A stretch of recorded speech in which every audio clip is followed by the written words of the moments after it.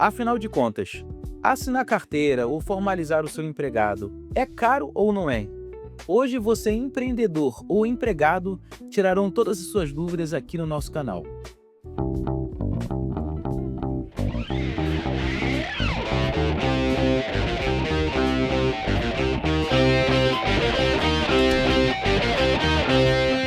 Muito bom dia, boa tarde ou boa noite a todos.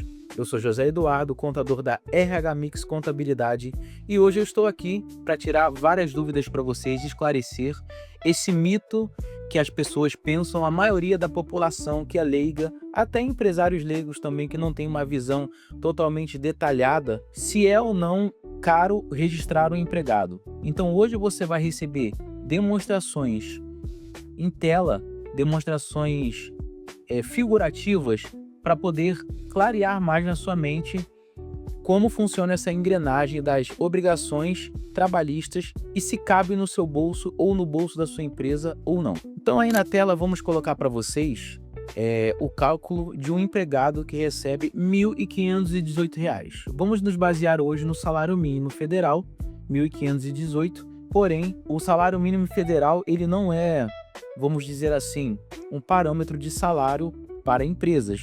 Há um sindicato de cada categoria, onde nós vamos falar sobre isso mais à frente. Nós temos despesas mensais e despesas anuais. Então, por exemplo, o salário é uma despesa mensal, quando você assina a carteira. O FGTS também se torna uma despesa mensal. Então, aí você tem mais ou menos uma faixa de R$ 1.640 de despesa mensal quando você decide assinar a carteira do seu funcionário.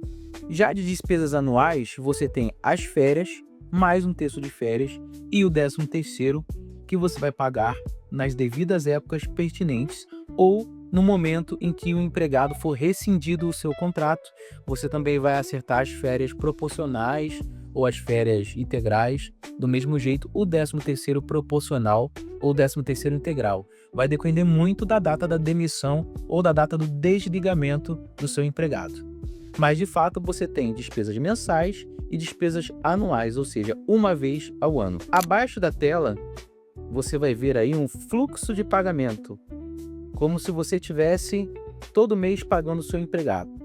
Nesse fluxo de pagamento, eu coloquei aí para vocês de janeiro a janeiro. Por quê? Porque vamos supor que o seu empregado foi contratado no mês de janeiro. Ele faz um ano, tecnicamente, na verdade, em dezembro. Mas para ficar mais simples na sua mente, digamos que ele tenha tirado férias no mês de janeiro. Então, por isso que nessa planilha você está visualizando em tela uma planilha de 13 meses e não de 12. Mas comparando o que nós dissemos, o salário do empregado de janeiro até o mês de outubro se mantém linear, né? A despesa trabalhista se mantém linear conforme está expressado o mesmo valor repetitivo na horizontal. Nesse valor está incluso o salário mensal, que você já está acostumado a pagar, mais a guia do FGTS mensal. Então, esse empregado que ganha R$ 1.518, ele tem uma despesa mensal, na verdade, de R$ 1.639. É lógico que se o salário do empregado for maior, a despesa é um pouquinho maior, e se for menor, a despesa é um pouquinho menor. Até porque vale ressaltar que você pode contratar o seu empregado como carga horária reduzida, menos do que 44 horas semanais. Caso não tenha necessidade da empresa tê-lo todos os dias, de 8 às 17, por exemplo, e aos sábados, 4 horas por dia, você pode contratar menos dias na semana e o salário dele também ser reduzido. Mas aqui nós estamos falando de um salário integral de um empregado que trabalha em período integral das 44 horas semanais.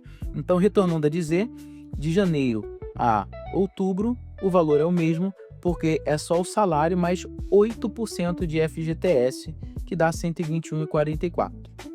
Quando chegamos no mês de novembro, o valor da remuneração aumenta um pouco, porque como você pode verificar abaixo, em novembro você paga o salário do mês, mais o depósito do FGTS e mais a primeira parcela do 13º, que é 50% do salário. No mês de dezembro, você também paga o salário, mais o FGTS e mais a segunda parcela do 13º, que é o outro 50% do salário. E em janeiro do ano seguinte, nós colocamos ali as férias, mais 1/3 de férias, e o FGTS, que na verdade também é um valor até menor do que a parte que engloba o 13º nos anos anteriores. As férias, gente, ela nada mais é do que o salário do mês do empregado. Porém, naquele mês, o recibo do contra-cheque do empregado, ele não vem escrito como salário, ele vem escrito como férias, beleza?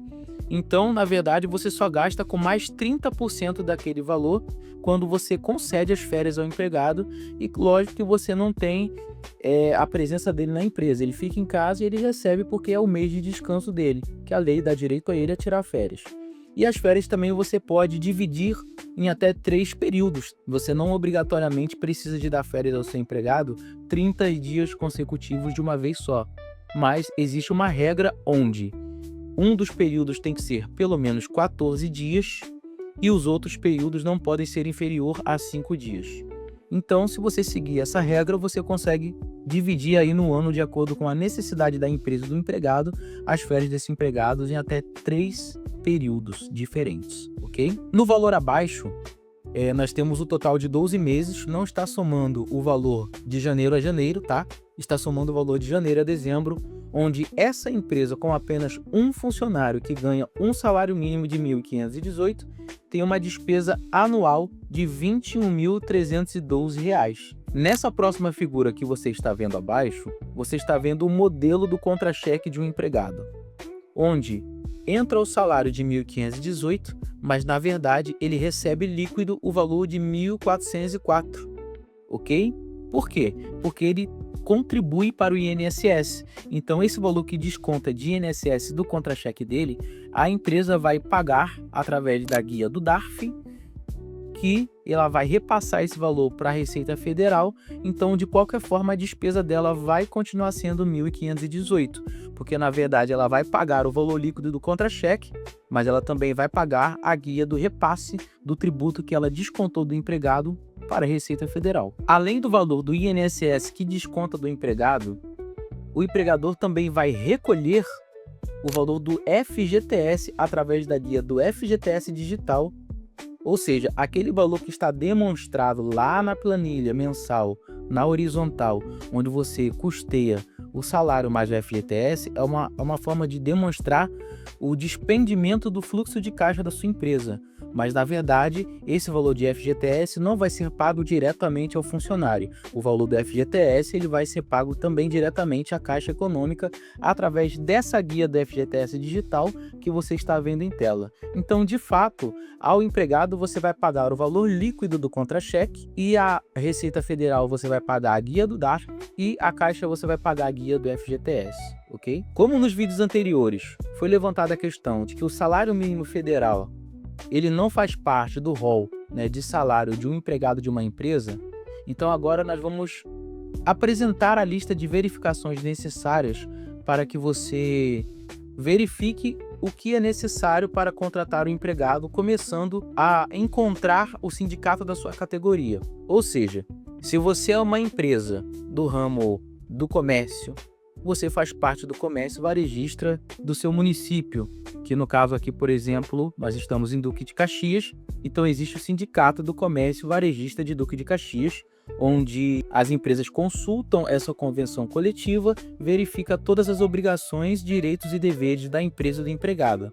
E essas obrigações, ela envolve piso salarial, demais benefícios e etc. Então vamos à apresentação figurativa.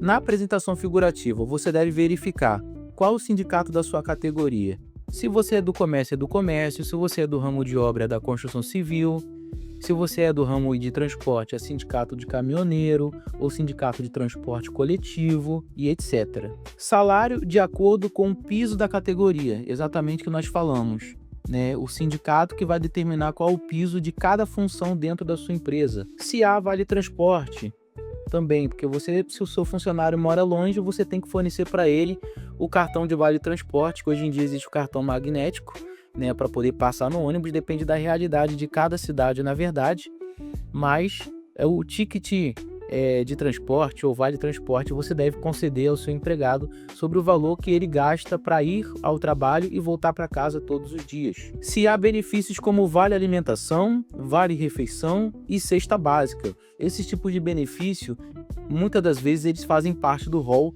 da convenção coletiva da sua categoria, onde nós falamos que dependendo do ramo da sua empresa, você vai encontrar o seu sindicato e vai ler aquele instrumento coletivo. Então tem sindicatos que pedem para dar refeição no local, a comida ou o cartão refeição, do mesmo jeito o cartão alimentação ou a cesta básica, trocar um pelo outro. Na questão do plano de saúde, pode ser plano de saúde integral, não podendo descontar do empregado, ou pode ser um plano de saúde onde o empregado possa participar de até 50% do benefício, e aí você paga o plano de saúde do empregado e desconta 50% ou o percentual máximo permitido pelo sindicato estabelecido na convenção coletiva. Se há benefícios como participação de lucros, também alguns sindicatos dizem que as empresas devem, uma vez ao ano, pagar ao empregado participação nos lucros, seja de 5% do salário, 10% do salário, ou o valor de, por exemplo, R$ 500 ao ano. Isso depende muito do porte da empresa e da categoria da empresa. Tem empresas mega grandes, mega empresas de grande porte, como empresas de produção, indústrias, grandes indústrias, que têm muitos funcionários, faturam milhões de reais mensais, e nessa categoria de empresa, a participação nos lucros é uma participação mais atrativa, onde o empregado diz que todo ano ganha R$ 3.000 de PL, como uma empresa mesmo até bem conceituada no mercado, como por exemplo uma Coca-Cola, uma L'Oréal, ou uma fábrica de carros, né? Então a participação nos lucros é maior. Agora, falando da realidade de pequenas empresas ou de microempresas, a convenção coletiva desses sindicatos que há a participação nos lucros é bem modesta.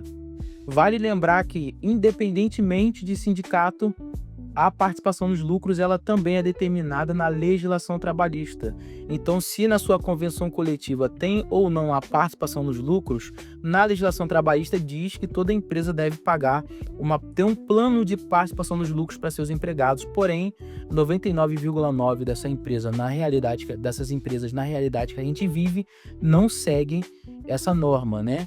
E aí fica a cargo de saber se há na convenção coletiva ou não a participação nos lucros. Empregador pessoa física, CPF, não tem sindicato.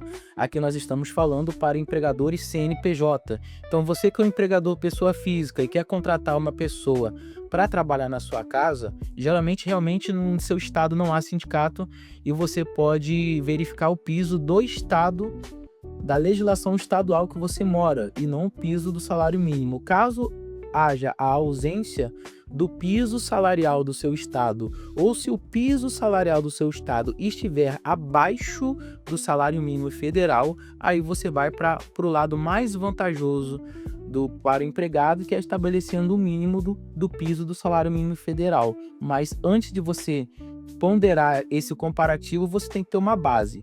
E a base para você achar o piso do seu funcionário é o piso do estado, no caso da pessoa física, do empregador pessoa física, ok?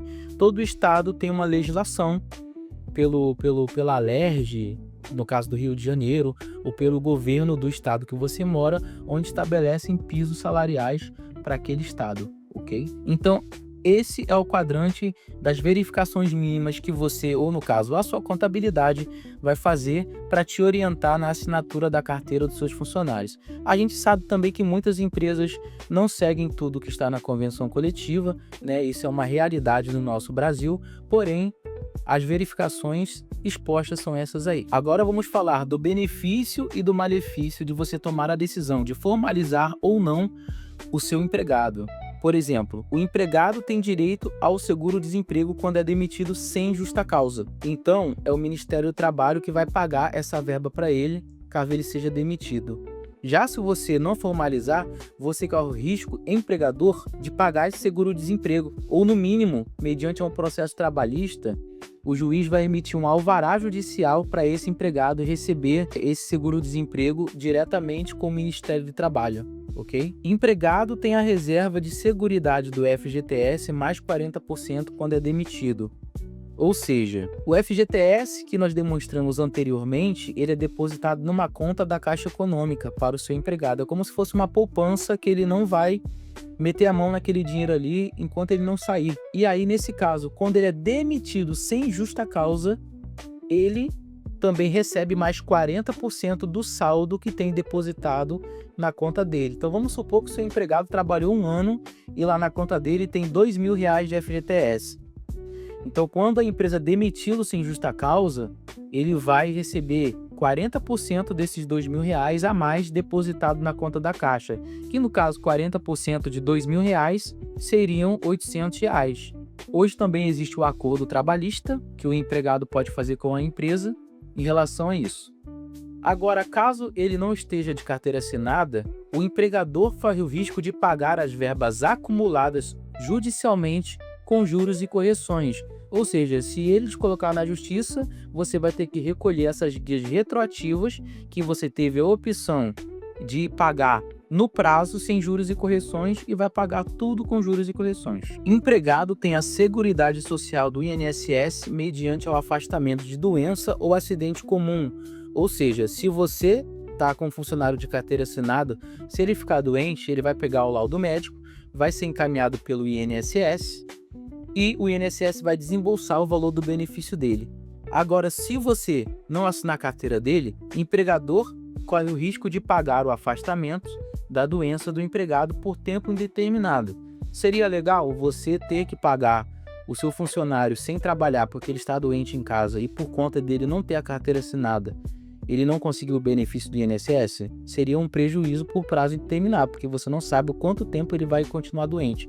Nós tivemos o caso aqui de empregados que foram afastados por no mínimo 2 anos pelo INSS, por conta do problema de saúde, e depois ele voltou para fazer a perícia e foi prorrogado por mais 2 anos. Então olha o transtorno de você custear o salário de um empregado 24 meses, porque 48 meses, porque ele não estava com a carteira assinada. Se ele tiver com a carteira assinada também, mediante o INSS de afastamento de acidente de trabalho, ele vai receber do INSS, porque também existe o afastamento por acidente de trabalho, não só o afastamento fora da empresa ou por doença, né? Se ele se acidentou dentro da empresa no exercício do trabalho ou fora, por exemplo, se ele é um caminhoneiro, se acidentou na estrada, né? Se ele é um entregador e ele sofreu um acidente, ele vai receber a CAT, que é a comunicação do acidente de trabalho, e ele vai ser afastado por acidente de trabalho ou auxílio-doença por acidente de trabalho. Agora, caso ele não esteja com a carteira assinada, o empregador também corre o risco de pagar esse valor ao empregado, e também quando ele retornar ao trabalho, ele tem a estabilidade de mais 12 meses. Ele não pode ser demitido durante 12 meses após a alta dele do INSS.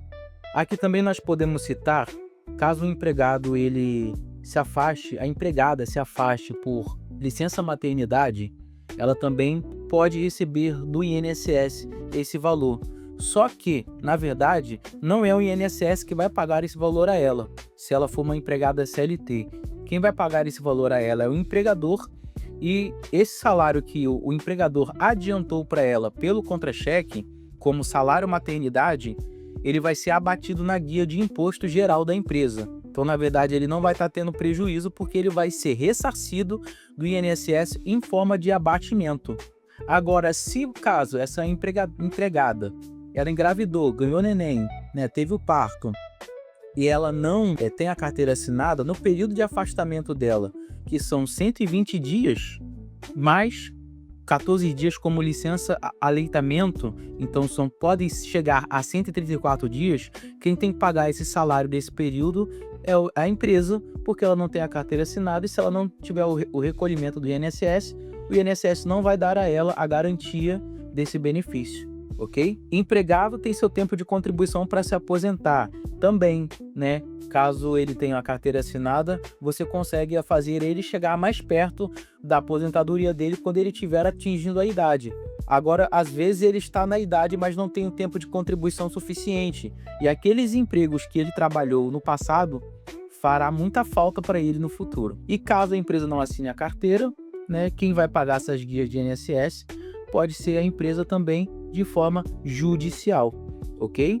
Empregado não tem razão para processar a empresa. Se tiver com a carteira assinada, tecnicamente ele não tem razão plausível inicialmente, se ele não tiver outros questionamentos, como salário abaixo do piso, hora extras não recebidas, descanso de folga não concedidos e etc, né?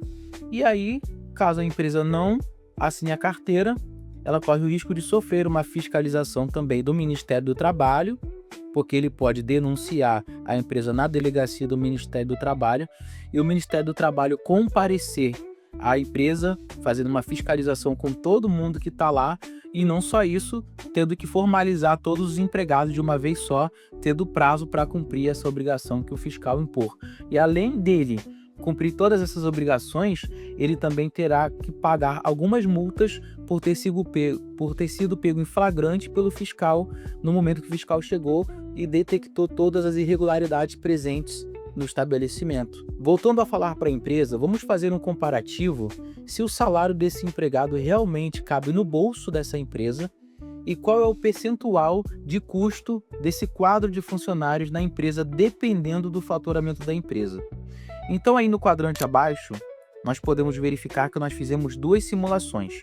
Uma simulação do percentual mensal e do percentual anual.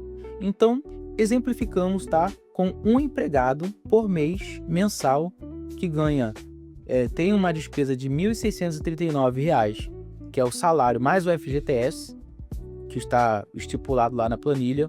Essa empresa que tem um faturamento médio aí, pequeno, de R$ 10.000, tá?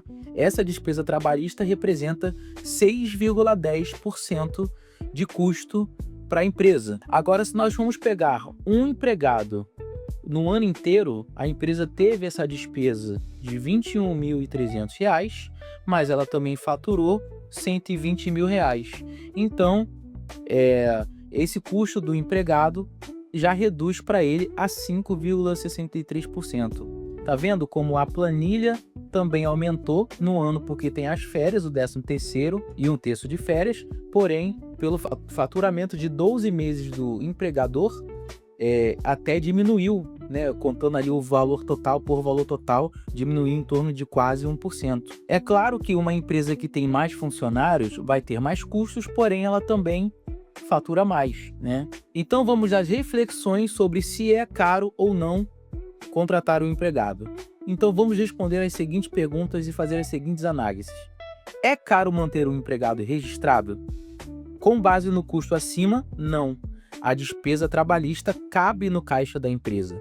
A despesa do salário já está prevista no caixa, ou seja, você contratou o empregado, você já está condicionado que todo mês você vai ter que pagar o salário dele. Então a despesa já está prevista no caixa, com carteira assinada ou não. Sendo assim, o que acrescenta são o FGTS, as verbas anuais de um terço de férias, mais o 13º. Desta forma, se torna mais uma questão de organização e priorização. Inclusive, dependendo do ramo da empresa, podem ser meses sazonais que também aumentam mais ainda o faturamento da empresa, como os ramos de vestuário, alimentação, hotelaria e até obras e derivados. Vamos exemplificar pela figura que está aparecendo aí em tela. Nós pegamos aqui, por exemplo, o mês de novembro, dezembro e janeiro, né? Onde a despesa trabalhista aumentou um pouco mais. Mas, por exemplo, uma loja de roupa final de ano, novembro e dezembro, tem alta demanda, né? É Natal e Ano Novo, né? Os consumidores estão comprando mais, ou uma lojinha pequena de bairro. Então, essa empresa, ela teve o aumento do custo da folha, mas ela também teve o aumento do seu faturamento. Da mesma forma que o ramo de alimentação, supermercados, altos fluxos de compra aí, né? Em época de Natal e Ano Novo, Carnaval também, podemos citar. Hotelaria também, as crianças estão de férias, ou os funcionários estão de férias, viajam, então aumenta o fluxo de faturamento da empresa. E o ramo de obras também não deixa de ser um comparativo, porque a cultura do brasileiro é todo final de ano fazer uma pintura nova na casa, trocar uma cerâmica, né, colocar uma janela nova, colocar um blindex novo, enfim. Então, ou seja, no final do ano, dependendo do ramo da empresa, o faturamento aumenta, então ela tem condição ainda de honrar com os custos trabalhistas também que vem aí o 13º, as férias e o terço de férias. Fora desse rol, nós podemos citar, por exemplo, as escolas, porque pela legislação, as escolas elas são obrigadas a dar férias aos seus empregados no mês de janeiro, ou seja, os professores não podem trabalhar no mês de janeiro, e é um mês também que tecnicamente ali a escola não está recebendo mensalidade e não tem taxa de matrícula para arrecadar, né? E aí então é um mês mesmo de caixa abaixo de uma escola, de uma instituição de ensino. E aí, nesse caso, essa escola ela tem que se programar para poder pagar o 13º em novembro e dezembro, o salário, mais as férias em janeiro, sem a escola estar funcionando. Então é um caso muito à parte, mas nós podemos ver aqui que nos outros ramos, né, de negócios, é bem cabível dentro do caixa da empresa o valor, né, do salário, principalmente no final do ano. O que podemos concluir com a demonstração final? Primeiro, que o custo do empregado deve fazer parte do custo da empresa. Conforme nós estamos repetindo a figura aqui embaixo, né? O empregado ele tem aí na faixa de 5 a 6% de custo nesse cenário. Então, esse custo obrigatoriamente tem que fazer parte do negócio para a empresa conseguir priorizar aí a carteira assinada. Em vista do faturamento acima, podemos ver que o percentual é uma fatia muito pequena, conforme eu disse, mediante a 100% dos custos envolvidos e a margem de lucro do empregador. Ou seja, é logicamente que esse empregador ele não tem só o custo do empregado. Às vezes ele tem o custo da matéria-prima, ele tem o custo do aluguel, ele tem o custo da luz, da internet, ele tem o custo do IPTU, ele tem o custo da contabilidade, ele tem o custo dos impostos do Simples Nacional. Porém, a folha de pagamento dentro desses custos, tecnicamente, é o menor custo que ele tem para não poder honrar com seus empregados. E além disso, ele também tem a margem de lucro dele, que pode ser, às vezes, reduzida um pouquinho a menos para ele poder conseguir, né, formalizar esses empregados. Além disso, também o empregado é a parte mais fraca mediante a legislação. Nós podemos ver aí, né, mediante ao faturamento da empresa, o salário do empregado e o resultado que ele entrega. A demonstração foi feita sobre apenas um empregado, porém deve-se considerar que quanto mais colaboradores a empresa tem, mais poder financeiro há, já que os colaboradores são o operacional que transformam um serviço oferecido em receita. Se você está falando de uma clínica que tem 10 colaboradores, de um supermercado que tem 30 colaboradores, de uma transportadora que tem 15 transportadores, então quanto mais colaborador a empresa tem, mais poder de faturamento ela tem. Então, por mais que a folha se torne mais cara, o faturamento sempre será proporcional ao custo que o empregado representa ali para a empresa. Mediante este cenário, não há motivo legítimo para que o empregador não priorize a formalização de seus empregados, já que os mesmos impactam diretamente no resultado financeiro e são a mão de obra essencial para manter o negócio. Empregado satisfeito valoriza mais a empresa e se motiva a bater as metas de planejamento do negócio. E essa decisão de formalizar o empregado depende mais da cultura da empresa em si do que da condição da empresa. E vamos às observações finais também para ficar mais claro. Esta matéria se refere mais a empregador CNPJ. Empregador CPF é um caso diferente a se analisar, tendo em vista que residência não gera receita e, neste caso, depende-se mais de quanto é a renda familiar da casa. Mesmo assim, se a residência se propõe a contratar um empregado doméstico, faxineira, caseiro, cuidador de idosos e etc., vale avaliar a adequação da carteira assinada, né? Já que nós vimos ali que o salário de qualquer forma vai sair todo mês e o que sobra ali é só o FGTS e, nas devidas épocas, a férias, o 13º e o terço de férias. Da mesma forma que uma empresa pode faturar 10 mil ao mês, o salário de 2 pessoas ou mais de uma mesma casa pode representar o mesmo valor. Então, às vezes, nós estamos falando, de repente, de 2 pessoas que têm um ótimo salário, que é concursado, né, ou que é um militar, enfim, que tem um patamar de vida maior, e aí o salário do casal ali, ou de todo mundo que mora na casa, se equipara até ao faturamento de uma pequena empresa. E também vale ressaltar que estamos falando de pessoas assalariadas e não de empresários. Então, ou seja, às vezes também o dono da residência é um empresário, né? Ele tem uma empresa, então ele tem seus altos lucros, e aí vale também verificar se é a prioridade dele ou não assinar a carteira dessa pessoa que trabalha na residência dele. Então, essa foi a orientação da RH Mix Contabilidade. Você está tendo uma super, hiper, mega consultoria que você poderia estar pagando para ter aí em qualquer outro escritório, até para um advogado, e vale a pena você, empresa, empregador e empregado, ponderar se de fato você poderia ou não estar de carteira assinada no local que você trabalha, e cabe ao empregador tomar essa decisão para que tudo ocorra bem e não tenha imprevisto no futuro, como nós vimos aí todos os comparativos de valores, também os comparativos de prós e contra, né, e prejuízo que a empresa pode sofrer por não estar organizada. Lembrando que, como dizem aí, empresa desorganizada quebra na Justiça do Trabalho. Vejo vocês na próxima matéria. Um abraço a todos, e querendo entrar em contato, o nosso contato está disponível aqui na internet para falar conosco.